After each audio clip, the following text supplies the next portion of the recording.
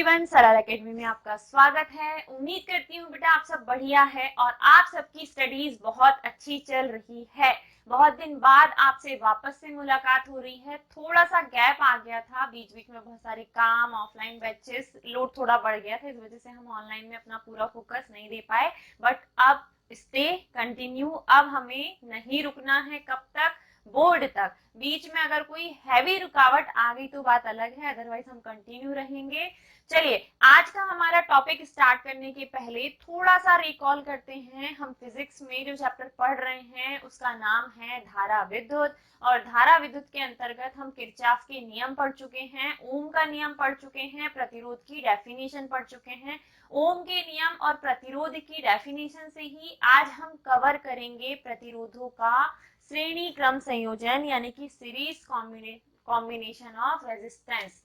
हमारे पास 3 प्रतिरोध है, 3 से ज्यादा भी हम ले सकते हैं।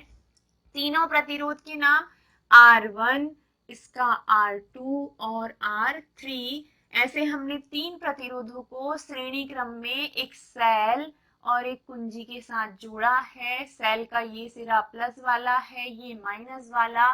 जैसे ही हम कुंजी को दबाएंगे सेल से धारा प्रवाहित होती है I, और ये जो संयोजन है, चूंकि प्रतिरोधों को एक लाइन में जोड़ा गया है सेल और कुंजी के साथ, यानी कि एक श्रेणी में जोड़ा गया है, इसीलिए इस संयोजन को कहा जाता है बेटा प्रतिरोधों का श्रेणी क्रम संयोजन। और आगे इससे आपको न्यूमेरिकल क्वेश्चन देखने को मिलेंगे।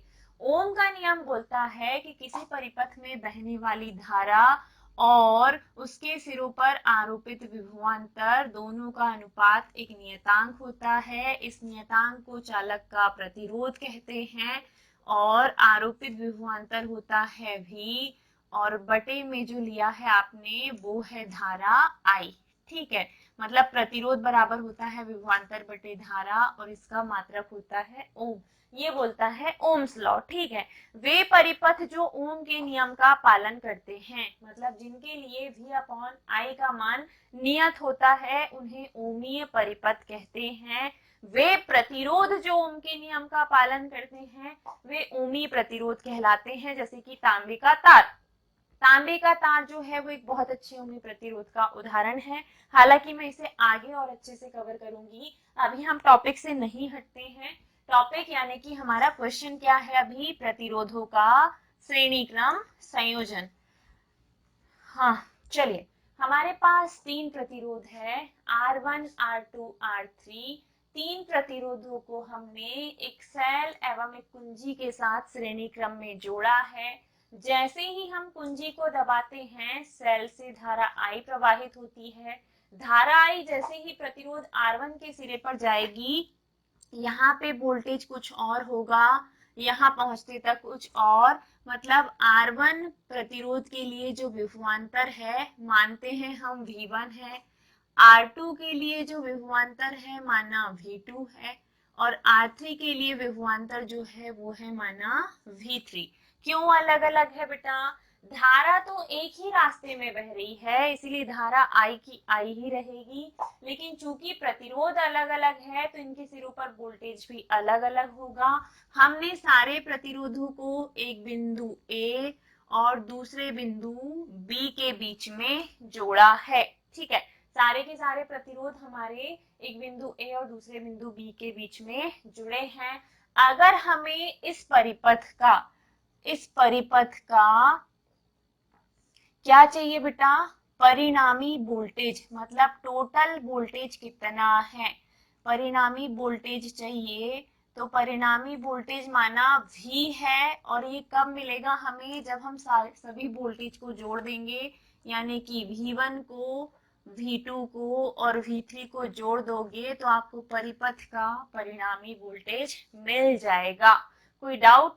आपको सबसे पहले लिखना है प्रतिरोधों का श्रेणी क्रम संयोजन, फिर आपको साइड हेडिंग यही देनी है आंसर में, और एक तरफ बनाना है डायग्राम। जब डायग्राम बन जाए तो आपको लिखनी है इसकी थ्योरी।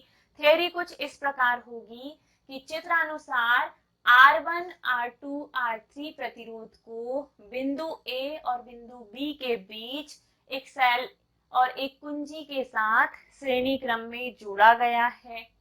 जैसे ही कुंजी K को दबाते हैं, सेल से धारा I प्रवाहित होती है। धारा I प्रतिरोध R1 के सिरों पर विभवांतर V1 उत्पन्न करती है। R2 के लिए विभवांतर V2 और अगले प्रतिरोध के लिए विभवांतर V3 है। तब इस संपूर्ण परिपथ का परिणामी विभवांतर यानी कि परिणामी वोल्टेज अगर चाहिए, कुल वोल्टेज V माना और सभी का योग क्या होगा, V1, V2, V3। अब चूंकि परिपथ में सभी वोल्टेज के लिए जो प्रतिरोध है वो अलग अलग है, लेकिन बहने वाली धारा एक ही है, और जहां कहीं हमें I, V और R दिख जाए तो जो भी मान निकालना होता है हम उसे निकालते हैं बेटा ओम के नियम से। ठीक है, तो पहले प्रतिरोध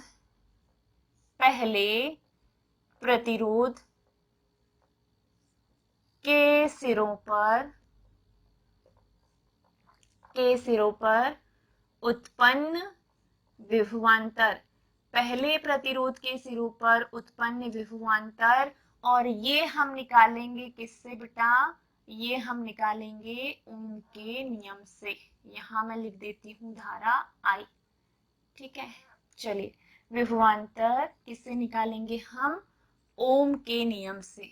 ओम के नियम से, ओम का नियम बोलता है चूंकि V बराबर होता है IR, R बराबर होता है V अपॉन I का पक्षांतर कर देंगे तो IR बराबर हो जाएगा V। इसी को पलट के लिखा है मैंने, V बराबर IR। V बराबर IR लिखा तो अब आप क्या कर सकते हो, इस V बराबर IR से तीनों विभवांतर को निकाल सकते हो। पहले वाले के लिए V1, अगले वाले के लिए V2, उसके अगले वाले के लिए V3। हमें तीनों वोल्टेज का मान निकालना है, तो पहले हम निकालेंगे किसके लिए, पहले के लिए, और पहले के लिए वोल्टेज क्या है बेटा, V1। बहने वाली धारा पूरे परिपथ में है I, और इसके लिए संगत प्रतिरोध क्या है, R1। ठीक है, अब किसके लिए निकालोगे, अब निकालोगे आप दूसरे के लिए, तो लिखो बाकायदा किसके लिए, दूसरे प्रतिरोध के सिरों पर उत्पन्न विभवांतर, दूसरे प्रतिरोध के सिरों पर उत्पन्न विभवांतर, और ये भी हमें निकालना है किससे, ओम के नियम से, यानी कि ओम्स लॉ से।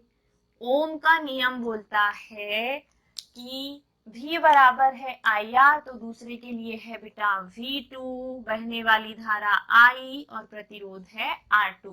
ठीक है, अब ये है समीकरण नंबर 2 और ये है समीकरण नंबर 3। अब अगले वाले का नंबर है, मतलब तीसरे का नंबर है, तो बाकायदा लिखिए तीसरे प्रतिरोध के सिरों पर उत्पन्न विभवांतर, तीसरे प्रतिरोध के सिरों पर उत्पन्न विभवांतर, और ये भी कैसे निकालेंगे हम बेटा, ये भी हम निकालेंगे ओम के नियम से।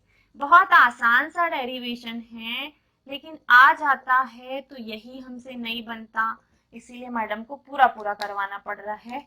अब V1 हो गया, V2 हो गया, अगला है बेटा V3 और बराबर है IR3, समीकरण नंबर 4। हमने ओम का नियम अप्लाई किया, V बराबर IR में V1 का मान निकाला, V2 का निकाला, V3 का मान निकाला, तीनों इक्वेशन से हमें तीनों मान मिल गए। सब में धारा कॉमन है, प्रतिरोध सबका अलग अलग है और विभवांतर भी सबका अलग अलग है। अब हम बाकायदा लिखेंगे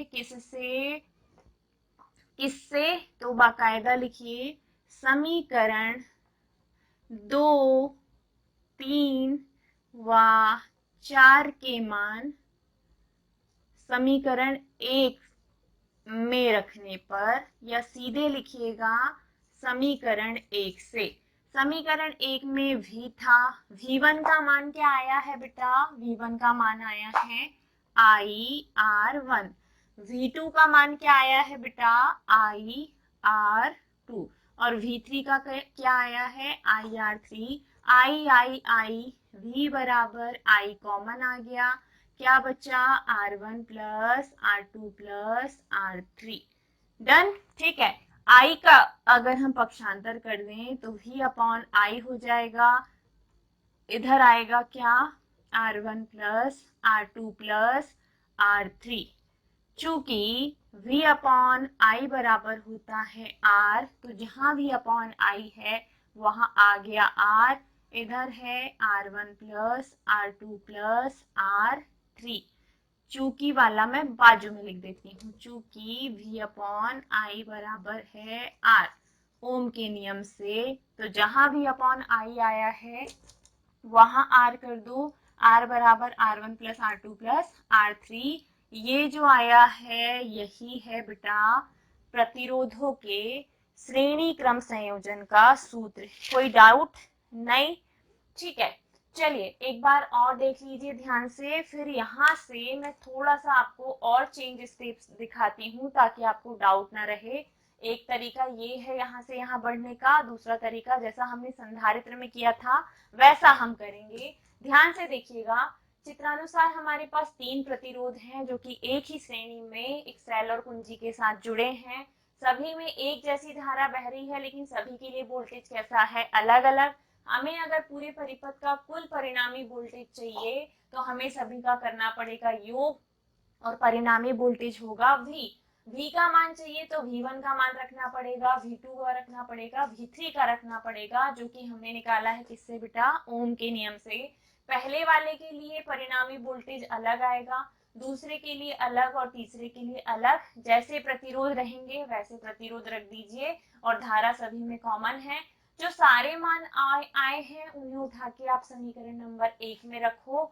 I कॉमन निकाल सकते हैं, निकालिए। यहाँ R1 है, यहाँ R2 और यहाँ R3। सिंपल डेरिवेशन है। अब I कॉमन जो था उसका हमने अगर पक्षांतर कर दिया तो V अपॉन I बराबर होता है R।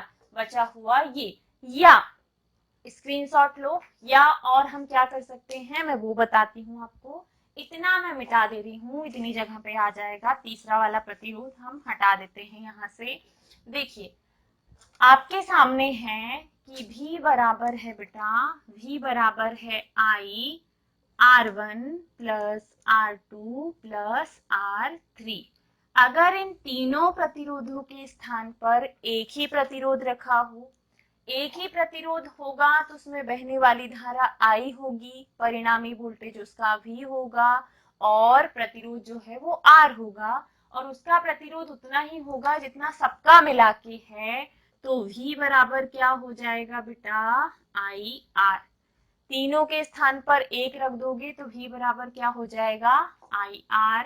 अगर V बराबर IR है तो V की जगह पे आ जाएगा IR, इधर है I, ब्रैकेट के अंदर है R1 plus R2 plus R3।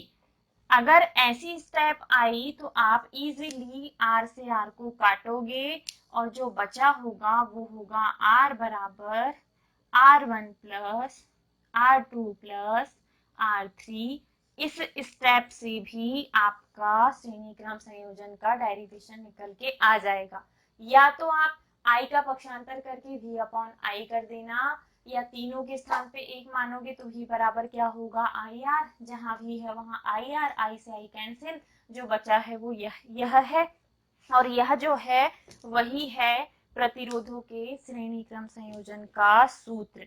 ठीक है, अब इसी की कॉपी है प्रतिरोधों का समांतर क्रम संयोजन, उसे हम अगले उसमें कवर करेंगे। अभी के लिए ध्यान से सुनना, श्रेणी क्रम संयोजन से न्यूमेरिकल क्वेश्चन बनेंगे, हमें वो सॉल्व करने हैं। साथ ही साथ मैंने 2 टॉपिक आपको अभी छोटे छोटे बताए, जो कि फिर से ध्यान से सुनिए। एक होते हैं बेटा ओमीय प्रतिरोध, और दूसरे होते हैं अनोमीय प्रतिरोध। ओमीय प्रतिरोध वे होते हैं जो हर एक परिस्थिति में ओम के नियम का पूर्णतः पालन करते हैं, और ओम का नियम केवल और केवल धात्विक चालकों के लिए ही सत्य है, याद रखना। ओम का नियम बोलता है कि बहने वाली धारा और उसके संगत प्रतिरोध और क्या बोलते से जो चालक है उसके सिरों पर आरोपित विभवांतर अर्थात V अपॉन I बराबर होता है R, और V अपॉन I बराबर R जो है वो एक नियतांक है। आर जो है वो एक नियतांक है, मतलब एक नियत राशि है। तो ओमीय प्रतिरोध या ओमीय परिपथ के लिए V अपॉन I का जो भी मान आता है वो नियत होता है हर एक स्थिति में। और इसका सबसे अच्छा उदाहरण है तांबे का तार। तांबे का तार जो है वो ओमीय सर्किट का उदाहरण है बेटा, ओमीय परिपथ का उदाहरण है। साथ ही साथ अनोमीय प्रतिरोध जो है ये वे प्रतिरोध होते हैं जो ओम के नियम का पालन नहीं करते, किसी भी स्थिति में ओम के नियम का पालन नहीं करते, क्या कहलाते हैं? अनोमीय प्रतिरोध कहलाते हैं। और इसका सबसे अच्छा उदाहरण है थर्मिस्टर। थर्मिस्टर जिसे तापीय प्रतिरोध कहा जाता है, ताप देने पर ही प्रतिरोध प्रदर्शित करेगा, अदरवाइज नहीं करेगा। तो मैंने क्या क्या बताया ध्यान से एक बार नोट डाउन कर लेना, ऑब्जेक्टिव टाइप में आपके काम आएगा। दो प्रकार के प्रतिरोध बताए हैं आपको बेटा, इस क्वेश्चन के साथ कॉम्प्लीमेंट्री है ताकि थोड़ा सा टाइम बचे हमारा। एक मैंने आपको बताया है ओमीय प्रतिरोध और दूसरा मैंने आपको बताया है अनोमीय प्रतिरोध। ठीक है, कौन से वाले? अनोमीय प्रतिरोध। ओमीय प्रतिरोध वे होते हैं जो ओम के नियम का पूर्णतः पालन करते हैं, ओम के नियम का पूर्णतः पालन करते हैं। क्या कहलाते हैं बेटा? ओमीय प्रतिरोध कहलाते हैं। और वे जो इस नियम का पालन नहीं करते, ठीक है, वे जो ओम के नियम का पालन नहीं करते हैं अनोमीय प्रतिरोध कहलाते हैं। ओमीय प्रतिरोध के लिए V अपॉन I का मान जो होता है वो नियत होता है। और ये तो क्या बोलते से हमारा फॉर्मूला भी बोलता है कि V अपॉन I बराबर R है, और R क्या है बेटा? नियतांक है। मतलब V अपॉन I का मान कैसा होगा? नियत होगा। इनमें नियत नहीं होता, मान ही सही प्राप्त नहीं होता। अब अनोमीय प्रतिरोध का जो एग्जाम्पल है वो है बेटा थर्मिस्टर, जिन्हें हम तापीय प्रतिरोध कहते हैं, जो ताप के प्रभाव पे प्रतिरोध जैसा प्रभाव दिखाएंगे। जैसे जैसे ताप बढ़ाओगे प्रतिरोध का मान भी बढ़ेगा। और ओमीय प्रतिरोध का जो उदाहरण है वो है बेटा तांबे का तार। ठीक है, तांबे का जो तार है ना वो ओमीय प्रतिरोध का उदाहरण है। ओमीय प्रतिरोध से जो हम परिपथ तैयार करते हैं वे ओमीय परिपथ कहलाते हैं, जबकि अनोमीय से जो परिपथ तैयार करते हैं वो अनोमीय परिपथ कहलाते हैं। अब अगला जो हमारा क्वेश्चन होगा वो होगा, ये जो प्रतिरोध का आपने श्रेणी क्रम संयोजन देखा है इसी का हम करेंगे बेटा समांतर क्रम संयोजन। फिर आगे हम पढ़ेंगे व्हीटस्टोन सेतु या व्हीटस्टोन ब्रिज। किरचॉफ के नियम मैंने आपको बहुत अच्छे से समझाए हैं, तो पहली प्रायोरिटी में जाना और उस क्वेश्चन को अच्छे से समझ लेना। इंपॉर्टेंट क्वेश्चन है इसीलिए फोर्स कर रही हूँ, अदरवाइज नहीं करती। आई होप आपको ये लेक्चर समझ में आया होगा। मैम के हैंड में बहुत पेन है लेकिन फिर भी मैंने पढ़ा दिया। ठीक है, मेरे को अच्छा लग रहा है कि चलो आज से क्लासेस हमारी हो जाएगी रेगुलर। मिलते हैं अगले वीडियो में। ज्यादा से ज्यादा प्लीज वीडियो को शेयर करना। इंस्टाग्राम पे अगर आपने हमें फॉलो नहीं किया है तो कीजिए, वहां पे आपके काम का कंटेंट हम खूब सारा डालते हैं जिससे आपकी प्रैक्टिस और भी स्ट्रांग होती है। और आप चाहें तो हमारे व्हाट्सएप चैनल को भी ज्वाइन कर सकते हैं, इट्स टोटली फ्री। मिलेंगे जल्दी ही नेक्स्ट वीडियो में। जल्दी ही मेरा बायोलॉजी का बहुत अच्छा लेक्चर भी आने वाला है, तो जो बायो वाले स्टूडेंट हैं वो जरूर से जरूर देखिएगा। बाय बाय बेटा, ख्याल रखिए अपना, टेक केयर, राधे राधे।